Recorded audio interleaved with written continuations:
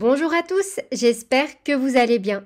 On se retrouve aujourd'hui pour réaliser un magnifique top au crochet. C'est un modèle très facile et très rapide à confectionner. Dans ce tutoriel, je vais vous donner toutes les billes nécessaires pour le réaliser en fonction de la longueur que vous souhaitez, si vous souhaitez ajouter des manches ou alors utiliser un autre fil et une autre taille de crochet pour venir le confectionner. Si comme moi vous optez pour un cake April, sachez qu'un seul vous suffira, peu importe la taille que vous souhaitez réaliser. En revanche, si vous souhaitez réaliser une robe à partir de la taille L, je vous recommande 2 cakes si vous souhaitez que celle-ci vous arrive en dessous du genou.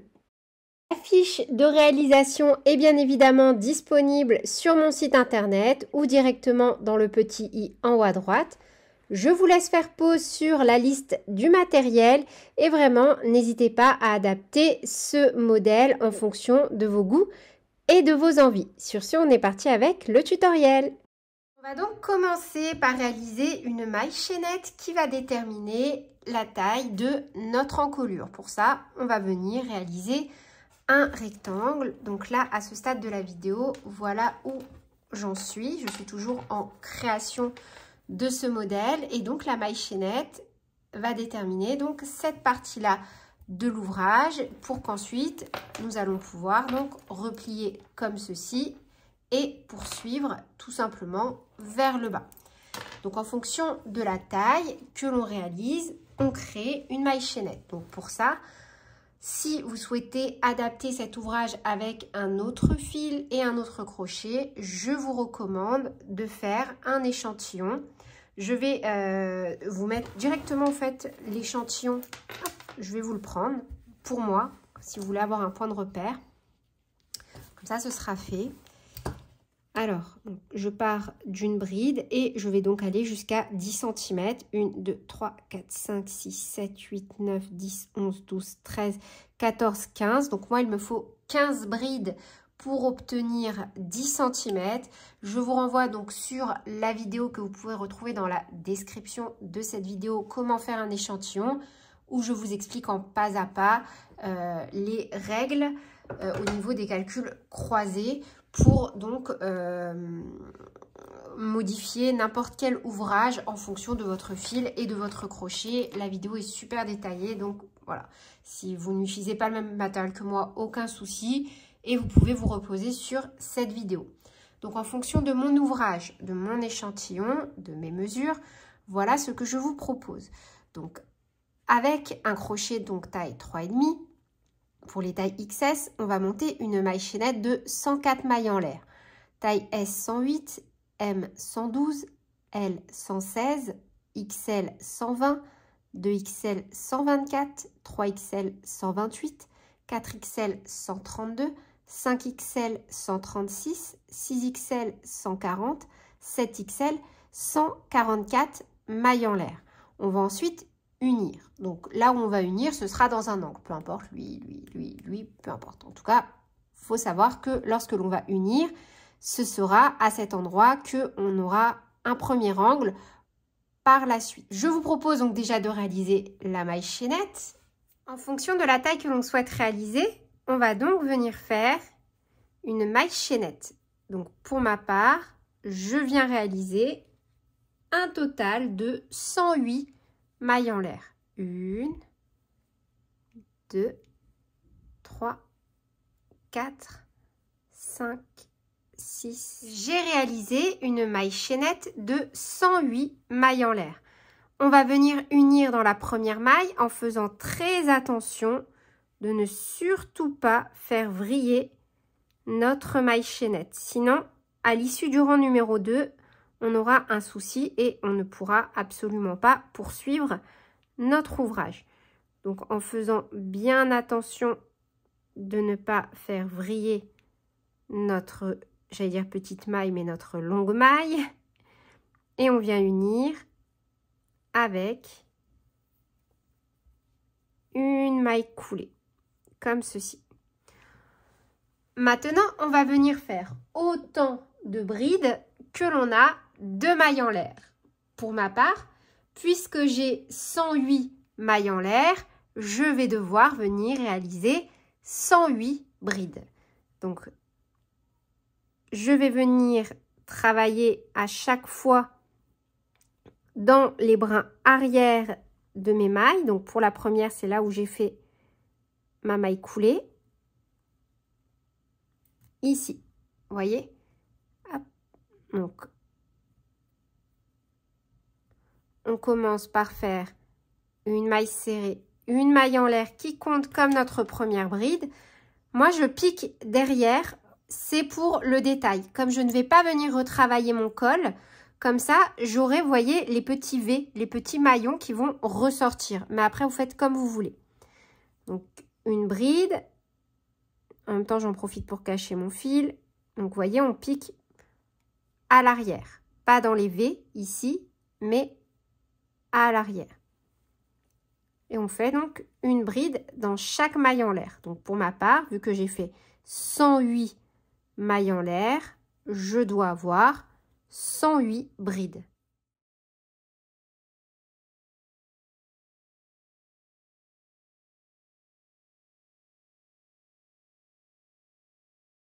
Une fois qu'on a donc réalisé notre maille chaînette et notre premier rang de brides, on va venir donc positionner des petits marqueurs. Normalement, si vous faites le même modèle que moi et ce que je vous propose, si vous avez fait par exemple 104 mailles en l'air, vous devez avoir 104 brides. Donc, on va venir positionner des marqueurs. Donc, on va déjà en positionner un là où on a fait notre maille coulée. Ce sera notre premier angle. On va ensuite compter donc en fonction des mesures. Là, on a les longueurs A et ici B et B. Donc, une fois qu'on a mis un marqueur, on va compter, par exemple, une longueur B. Donc, en fonction des mesures ici, je vous laisse faire poser les noter. Par exemple, si on fait une taille 5XL, on va compter 40 mailles. Donc, on met un marqueur. C'est l'angle. Il ne compte pas. À chaque fois qu'on va mettre un marqueur, ça compte pour l'angle. Ça ne compte surtout pas pour A et B. Donc, on met notre marqueur, ça compte pour l'angle. On commence à compter après le marqueur. Donc, par exemple, 40 mailles. Et on vient marquer la maille suivante. On ne marque surtout pas la maille numéro 40. Ensuite, on va prendre donc A. On va par exemple compter 24 mailles. Ensuite, on remet un marqueur, puis on recompte de nouveau 40. On remet un marqueur et on compte de nouveau 24. Donc voilà le résultat à l'issue du rang numéro 1. Hop, vous voyez, on a déjà, si on positionne notre ouvrage sur nous, un joli décolleté. Alors, super important, si à cette étape-là de la réalisation, vous ne parvenez pas à enfiler votre encolure, il y a un souci. Normalement, vous devez avoir largement de quoi pouvoir enfiler votre début d'ouvrage. Donc moi, à ce stade, je suis venue mettre mes marqueurs en divisant, donc en fonction de ma taille. J'ai ici 18 mailles, ici 18 mailles, ici 34 mailles et ici 34 mailles. Et dans mes angles, dans mes 4 mailles supplémentaires pour les angles, à chaque fois, je suis venue mettre donc un petit marqueur, sachant que j'ai mis le premier donc directement ici. Là, en fait, où je me suis arrêtée, j'ai considéré ici que j'allais avoir un angle. J'ai compté 18 mailles, j'ai mis un marqueur, j'ai compté 34 sur la maille suivante un marqueur, j'ai compté 18 sur la maille suivante un marqueur et de nouveau, j'ai compté 34 mailles. Maintenant, on va passer donc au rang numéro 2 que l'on va répéter jusqu'à avoir la hauteur que l'on souhaite. On va commencer dans un angle, donc là où notre fil dépasse, on va considérer que cette maille-là est le premier angle. Une maille serrée, une maille en l'air, que l'on vient marquer et au même endroit, on pique et on fait une deuxième bride. On fait ensuite une bride dans chaque maille du rang précédent jusqu'à arriver au marqueur.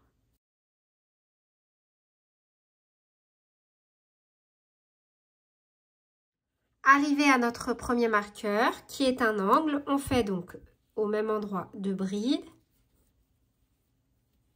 2 mailles en l'air, 2 brides.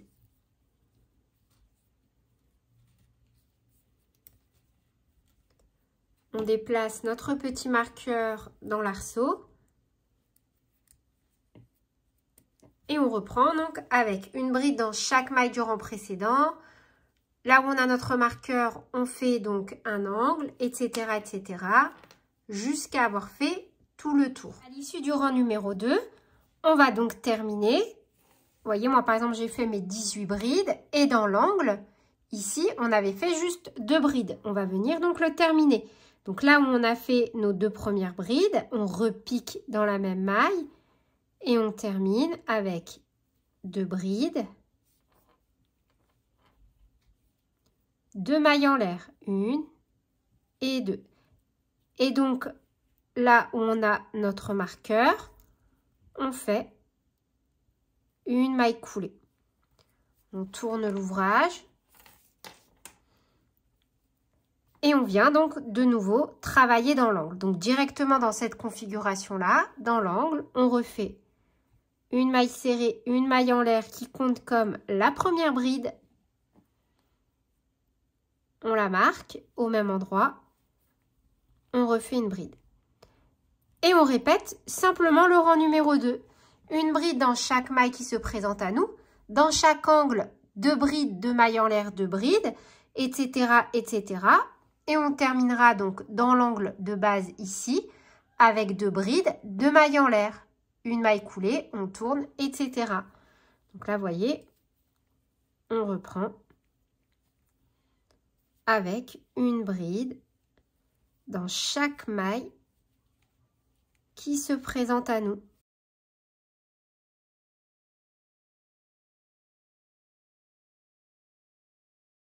Voilà le rendu donc à l'issue du rang numéro 3 et on va le clôturer donc comme le rang numéro 2. On termine par faire 2 brides dans l'angle initial,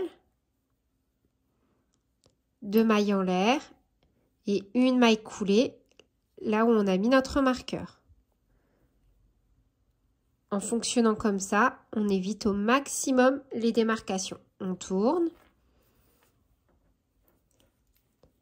Et de nouveau, donc dans l'angle, là où on a notre petit arceau de 2 mailles en l'air, on vient faire une maille serrée, une maille en l'air qui compte comme la première bride. Au niveau de la maille en l'air, on remet le marqueur. Dans l'angle, on refait une bride et on reprend avec une bride dans chaque maille du rang suivant. Et on terminera donc la formation de notre angle à la fin avec 2 brides et 2 mailles en l'air. C'est un modèle super facile qui va monter super rapidement. J'avais vraiment envie de vous proposer quelque chose rapidement avec ce magnifique fil.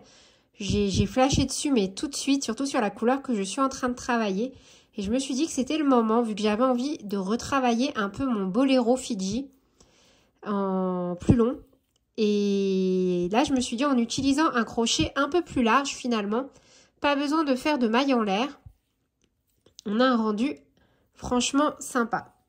Donc, je vous laisse travailler ainsi de suite jusqu'à avoir la hauteur que vous devez obtenir pour la taille que vous souhaitez réaliser. Une fois que l'on a la hauteur que l'on souhaite, on va pouvoir venir unir pour créer les emmanchures. Donc, point particulier, à ce stade-là, vous allez déjà unir. Je vous recommande avec simplement des petits marqueurs. Vous allez positionner un marqueur là pour unir et idem de l'autre côté et venir essayer votre ouvrage s'il est pour vous. Donc, de 1, vous ne devez pas être serré sous les bras. De 2, idem au niveau de la poitrine. Si c'est le cas, vous continuez quelques rangs supplémentaires jusqu'à être à l'aise ici et au niveau de la poitrine. Là, c'est 2 variantes vraiment qui vont aussi dépendre de la morphologie. C'est pour ça que je vous propose une coupe, mais bien évidemment, si la coupe ne correspond pas à votre morphologie, il va falloir adapter le modèle. Ce n'est vraiment pas grave, mais il va falloir le faire. Donc, pour les poitrines vraiment généreuses, vous allez devoir réaliser quelques rangs supplémentaires pour du coup pallier à ce double problème qui risque de survenir sous les bras et au niveau donc forcément du torse. Une fois que c'est fait, sachez que si vous n'aimez pas l'effet ample que vous allez avoir, parce que souvent ça peut arriver, on est serré là, mais après en bas ça peut être large si on a la taille fine. Donc vous pouvez venir faire quelques diminutions à ce niveau-là. Là je vous donne des billes en plus pour venir avoir un effet donc qui se resserre, ce qui va mettre en avant votre poitrine et venir marquer un peu plus votre taille. Voilà. Une fois qu'on a la taille souhaitée, on va donc venir unir. Moi, à ce stade, vraiment, ce que je vous recommande, si vous souhaitez faire, par exemple, des manches longues, ça va être de laisser tomber la partie du bas pour l'instant et de venir simplement réaliser vos manches. Pourquoi ? Tout simplement parce que si vous utilisez un seul cake, comme moi mon but c'est de mettre qu'un seul cake dans ce modèle, une fois que vous allez avoir votre partie haute réalisée, vos manches et cette partie-là, vous allez jauger forcément en fonction de ce qu'il vous reste. S'il vous reste pas grand-chose, vous allez pouvoir partir sur un point peut-être plus ajouré au lieu de faire une bride, une maille en l'air pour avoir un modèle qui va pouvoir s'allonger en fonction de votre pelote, par exemple, ou à l'inverse, continuer en bride. C'est important, je trouve, parce que si votre but, si vous vous fixez des objectifs comme moi, qui est de ne mettre qu'un seul cake dans cette réalisation, il va falloir peut-être adapter ce modèle en fonction de votre taille ou du rendu que vous voulez. Si par exemple vous voulez une longue robe, alors à partir de là, une fois que ça cache votre poitrine, moi c'est facile, mais je vous montrerai après en image quand le modèle sera fini comment je vais le porter. J'ai des vêtements beige, de la lingerie en fait adaptée, c'est des sous-vêtements, enfin oui c'est des sous-vêtements bien évidemment, mais ce que je veux dire c'est fait exprès, des fonds de robe, voilà je cherchais le terme, pour venir, ou même juste des fonds de t-shirt pour venir justement mettre des maillots ajourés sans non plus montrer ce qu'on n'a pas forcément envie de montrer. Voilà, je ne vais pas vous faire un dessin. Tout ça pour dire que si vous avez le même objectif que moi, à savoir mettre un cake, n'hésitez pas après à partir en freestyle. La partie la plus importante, c'est celle-ci, celle qu'on vient de faire, l'union que l'on va faire. Et une fois que vous êtes à l'aise et que cette partie-là vous va, même vous pouvez très bien faire quelque chose d'ajouré si vous voulez montrer votre ventre, faire une tunique. Voilà, vous faites comme vous voulez. Donc moi, sur ma partie du bas pour ma taille, j'ai 42 cm. Et pour l'espace donc que j'ai de mon épaule jusqu'à la création donc, de mon emmanchure, ici quand on va unir, j'ai 25 cm. Donc, hop, petite pause. Je me suis un peu fait des nœuds au cerveau avec ces calculs. Voilà. Parce que j'ai voulu vraiment vous donner un maximum de billes. Donc, en fait, j'ai préféré rester sur des valeurs approximatives, mais je vais étayer mon propos. La valeur la plus importante, ça va être la valeur F. Parce que c'est elle qui va déterminer tout simplement si votre maillot, vous allez être trop serré dedans ou s'il va vous aller. Donc, cette valeur-là est la plus importante. Et cette valeur-là, en fait, elle va découler de votre torse, de votre morphologie. Donc, c'est celle-ci qu'il faut prendre impérativement en compte. Là, je vous ai mis des standards. Donc, ce que j'appelle des standards, c'est les mesures recommandées pour les tailles, genre S, XS, L et tout. Ce que je veux dire, c'est que des fois, entre les mesures proposées et la réalité, il y a une petite dichotomie. Bref, nous ne sommes pas là pour tergiverser. Je vais être le plus factuel possible. La valeur F ici, c'est ce que je vous ai montré sur le mannequin juste avant. C'est le plus important. La valeur E, c'est l'emmanchure. C'est important également. Mais la probabilité pour que ici, ça vous aille et ici non est plus élevée que l'inverse. Voilà. Donc, on va déjà travailler jusqu'à avoir E en fonction de notre taille. Donc E en centimètres pour une taille XS 24, S 25, M 26, L 20. Arrivé à ce stade, pas de souci, on essaye. On essaye ou on se calque par rapport à un vêtement que l'on a dans notre armoire et c'est top. Si donc arrivé ici, tout baigne, c'est cool, c'est que votre corps est un standard d'après les normes européennes, voilà, au top. Vous mesurez, donc vous n'êtes même pas après à ce stade-là obligé de mesurer F, mais je vous ai quand même donné des mesures à titre indicatif. C'est le plus important, c'est que ça vous aille. Si vous trouvez que c'est trop ample, vous retirez un rang. Si vous trouvez que c'est pas assez ample, vous rajoutez un rang, pas de souci. Comme ça, si vous utilisez un fil différent, blablabla, technique de crochet différente, façon de crocheter différente, pas de souci.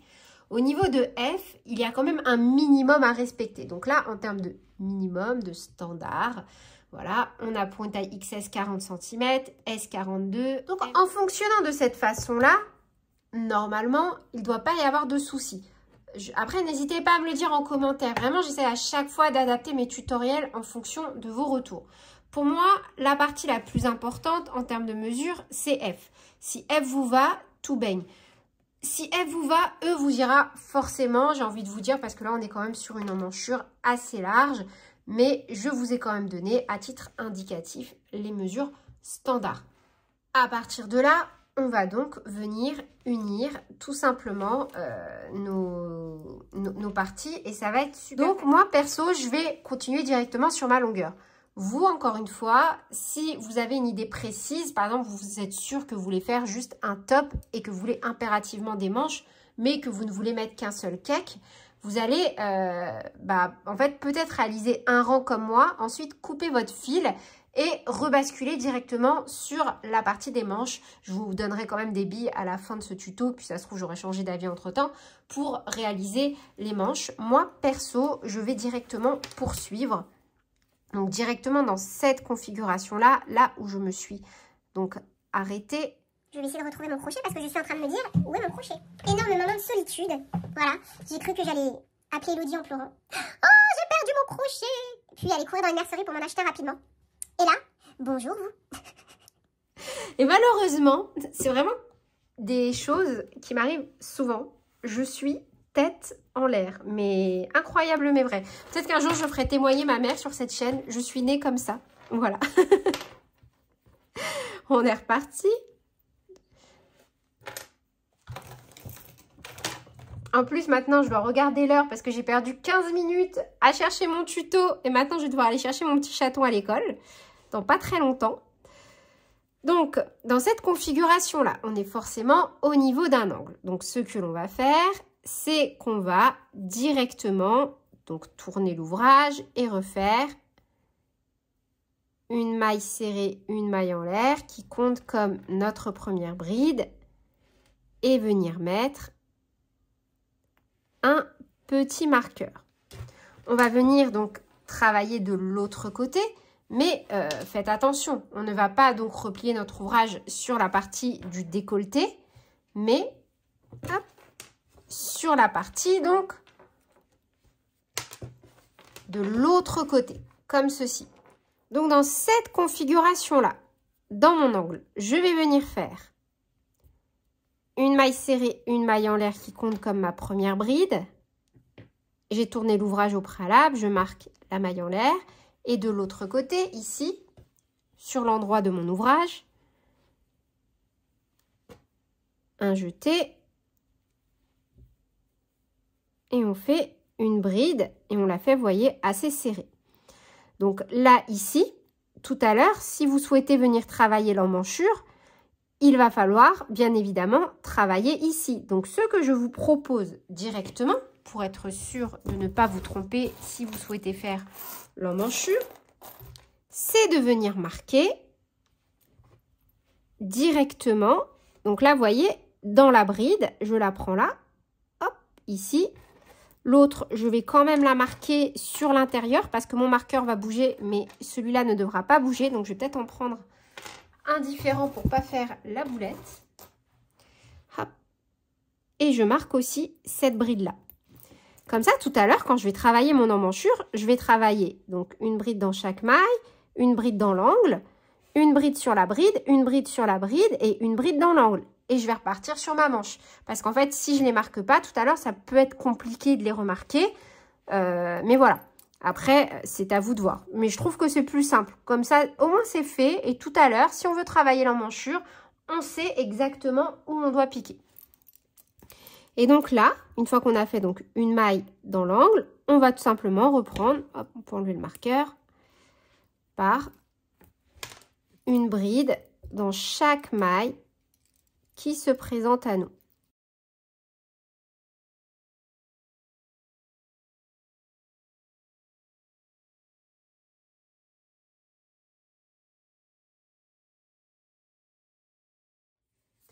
Donc là, arrivé de l'autre côté, de nouveau dans l'angle,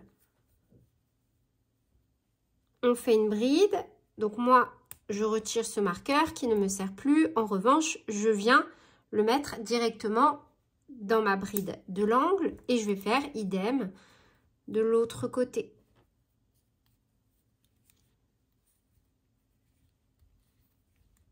Hop, je retire ce marqueur et je viens le mettre directement dans la bride. Et on repart donc normalement une bride dans chaque maille qui se présente à nous.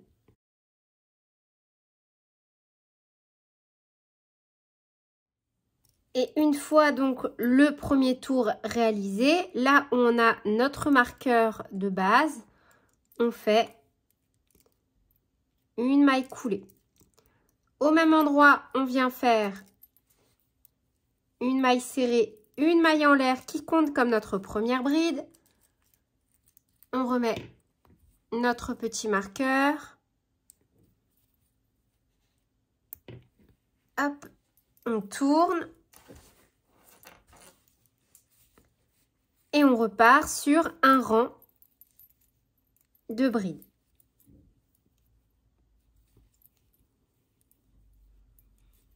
Donc cette fois-ci, on fait simplement à chaque fois une bride dans chaque maille qui se présente à nous. Et de nouveau, à l'issue du rang, on fait une maille coulée dans la première bride. Au même endroit, une maille serrée, une maille en l'air, on tourne et on repart donc. Alors, hop, on va déjà remettre notre petit marqueur au niveau de la maille en l'air. Et on repart donc à chaque fois sur une bride dans chaque maille du rang précédent. Donc voilà, moi je vais m'arrêter à 46 cm de hauteur, pris du haut de l'épaule jusqu'en bas, parce que voilà, c'est l'aspect que je veux pour mon top pour cet été. Et j'aimerais bien tenter avec le reste, donc je vais vous montrer, il m'en reste quand même franchement pas mal, de me faire une petite écharpe printanière. Donc j'ai réfléchi. Cependant, déjà je vais vous montrer quand même, vous donner des billes pour réaliser une manche si vous le souhaitez. Et vous pouvez continuer sur la longueur que vous souhaitez, même en faire une robe. Là, vraiment, avec ce qu'il me reste, tout ça, je pourrais facilement me faire une robe qui descend au minimum jusqu'au genou. Ça, c'est sûr et certain. Les rangs, après, ça va très, très vite. C'est vraiment à vous de voir. Je vais aussi vous montrer donc en termes de démarcation. Comme ça, si vous souhaitez plutôt travailler en spirale, vous allez pouvoir le faire. Donc moi, avec la technique que je vous ai proposée, bien sûr, il y a une ligne... Enfin, ça se voit. Enfin, moi, perso, je trouve que ça se voit. Vous voyez, c'est ici. J'essaie de poser à plat. Donc, c'est à ce niveau-là. Je trouve que ça se voit un petit peu, mais ça va, honnêtement. Après, vous pouvez très bien travailler en spirale et à ce compte-là, ça ne se verra absolument pas. Donc, moi, à chaque fois, je mettais un marqueur sur la dernière pour être sûre de ne pas faire de petites boulettes. Et donc, là, je vais venir clôturer et faire une maille coulée donc dans ma première maille du rang en cours et ramener ma boucle à l'arrière. À partir de là, donc, une maille en l'air et on coupe. Donc, je viendrai par la suite cacher mon fil. Donc maintenant, si vous souhaitez venir réaliser une petite manche, après je vais le porter sur moi de toute façon, et sachez que pour ma part, là je considère que j'ai réalisé un taille S. Un taille S ample, certes, mais encore une fois, moi je vous propose à chaque fois des patrons et des modèles. À vous de les adapter en fonction de vos goûts. Moi je considère là que le modèle que je viens de faire, c'est un taille S. Il est bien large, il a de belles grandes emmanchure, mais parce que j'ai fait ce maillot pour moi, en fonction de mes goûts et de mes envies. Si vous considérez par exemple que c'est un taille L, eh bien c'est un taille L. C'est vous et comment vous aimez porter vos habits. Moi, encore une fois, je déteste être engoncée et encore pire quand il fait chaud. Donc là, on va reprendre ici. Vous vous souvenez, je vous avais fait mettre des petits marqueurs. Donc en fait, si vous souhaitez reprendre tout simplement une manche, vous allez pouvoir travailler, donc normalement une maille dans chaque maille, en bride pourquoi pas, et venir travailler donc dans les 2 petits marqueurs, là ici et là ici. Après, si vous voulez, vous pouvez en faire une 3e bride ici. Moi, je pense que ça suffit largement de faire une bride sur le premier marqueur, une bride sur le 2e et repartir simplement en bride. Et au fur et à mesure, par exemple, tous les 2 rangs, venir faire, par exemple, une diminution. 1 ou 2, c'est à vous de voir. Là, on est vraiment sur une emmanchure assez large. Je vais vous la mesurer. Hop. On est sur, vous voyez, 28 cm de largeur. On est franchement pas mal en termes d'ouverture. Et je vais me garder ce patron en tête pour un pull pour cet hiver parce que j'avais envie de réaliser un tutoriel qu'on m'a pas mal demandé. C'est de faire un pull avec des manches très très amples, un peu comme des pattes d'éléphant. Et je trouve que c'est une belle base. Et en fait, avec ce maillot, vous allez pouvoir faire énormément de bases. Par exemple, si vous arrêtez avant, vous n'allez pas avoir une emmanchure énorme comme ça. Vous voyez, si par exemple, je dis une bêtise, mais si vous voulez avoir une emmanchure plus petite, vous allez vous arrêter avant. Vous allez vous arrêter par exemple à 6 cm. Et à ce compte-là, hop, tac, tac, tac, tac. Hop, voilà. On n'aura plus que 17-18 cm au niveau de l'emmanchure. Vous voyez, ce modèle, je trouve qu'il est vraiment top parce qu'en fait, vous allez pouvoir l'adapter à fond les ballons à ce que vous voulez faire. Donc, gardez juste à l'esprit que le plus important dans ce modèle, c'est déjà de pouvoir passer la tête. Et au fur et à mesure, vous essayez. Et dès que vous voyez que vous pouvez passer vos bras, si vous ne voulez pas une emmanchure aussi large, et ben vous arrêtez et c'est tout. Et vous continuez. C'est à vous de voir. Donc voilà, j'espère que cette vidéo vous aura plu. Moi, je vais cacher mes fils et passer donc aux photos pour la miniature. Et encore une fois, pour les manches, n'hésitez pas. De toute façon, je pense que je vous ferai aussi un tutoriel exprès pour venir réaliser des manches au crochet adaptables à n'importe quel ouvrage. N'hésitez pas à me le dire en commentaire. Et donc voilà, donc moi j'en profite, j'enlève mes petits marqueurs. Donc voilà, c'est tout pour cette vidéo. J'espère qu'elle vous aura plu. N'hésitez pas à me dire en commentaire quelles sont les prochaines vidéos que vous souhaitez que je fasse sur ma chaîne. Et sur ce, je vous fais plein de bisous. Prenez bien soin de vous et à très bientôt pour de nouveaux tutoriels. Salut!